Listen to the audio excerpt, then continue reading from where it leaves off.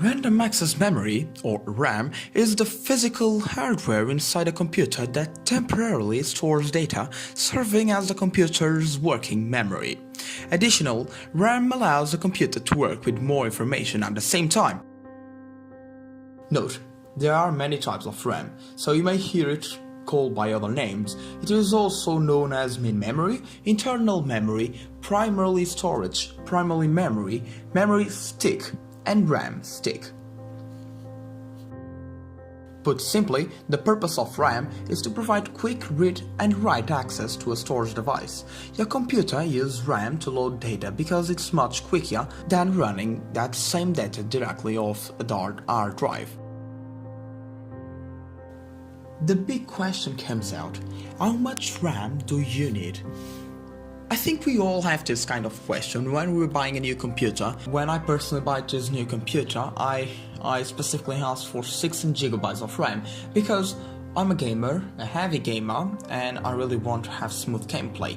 And I kind of have YouTube as an hobby and photography, so I need a high RAM to edit my videos. But how much RAM do you need?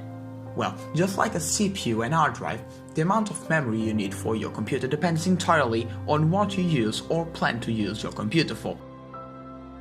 For example, if you're buying a computer for heavy gaming, then you'll want enough memory to support smooth gameplay. Having just 2 GB of RAM available for a game that recommends at least 4 GB is going to result in a very slow performance, if not total inability to play your games.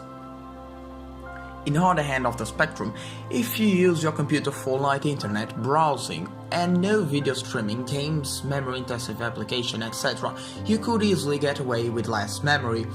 The same goes for video editing applications, programs that are heavy on 3D, graphics, etc. You can normally find out before you buy a computer just how much RAM a specific program or game will require. As the computer boots, parts of the operating system and hard drives are loaded into memory, which allows the CPU to progress those information faster and speed up the boot process.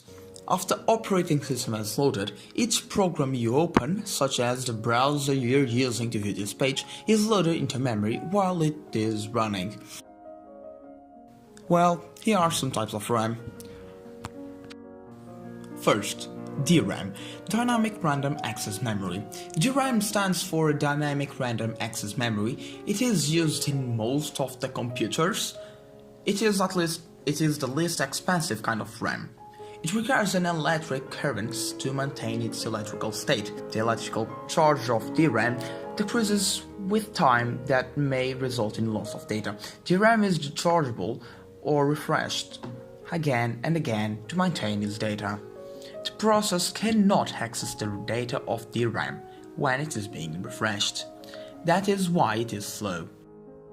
Second, SRAM, Static Random Access Memory, stands for a static random access memory. It can store data without any need or frequently recharging. CPU does not need to wait to access data from SRAM during the processing. That is why it is faster than DRAM. It utilizes less power than DRAM. SRAM is more expensive as compared to DRAM, but it is normal use to build a very fast memory known as cache memory. Third type, MRAM, Magneto Resistive Random Access Memory. MRAM stands for Magneto Resistive Random Access Memory. It stores data using magnetic charge instead of electrical charge. MRAM uses far less power than other RAM technologies, so it is ideal for portable devices. It also has greater storage capability. It has faster access time than RAM. It retains its content when the power is removed from computer, which is awesome. There are some differences between SRAM and DRAM, the first two types we talked below.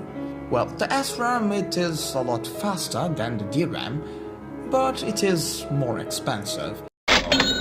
It does not need to be powered, just when it's refreshed, and it utilizes less power. It holds data indefinitely as long as the computer is turned on. It is more complex and less compact. Well guys, these were some types of RAM. I remember that to have RAM you have to have a computer. In your cell phone you repair you have RAM, but you cannot change it. If you have like a computer and some portable devices, you can change the RAM. Well, if you have like a PC, you can really change the RAM. You can have like 64 GB of RAM if you want to. You just have to have the money to buy the RAM. Well, in the portable laptop, you can't do it, at least in the most cases.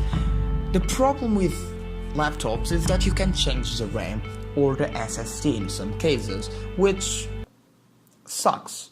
Well guys, I really hope you enjoyed the video. It's kind of long, but anyway, why don't you leave your like below, because this video got me work to do and I really want to feel that I help anyone. If I helped you in any way, please feel free to comment below what you didn't know. Of course guys, this will be awesome. If you want to, please tell me what kinds of videos do you want. I was talking about making a video about what was the first computer and who built it. I am also talking about software and coding because that's the area I know. I hope you enjoyed the video.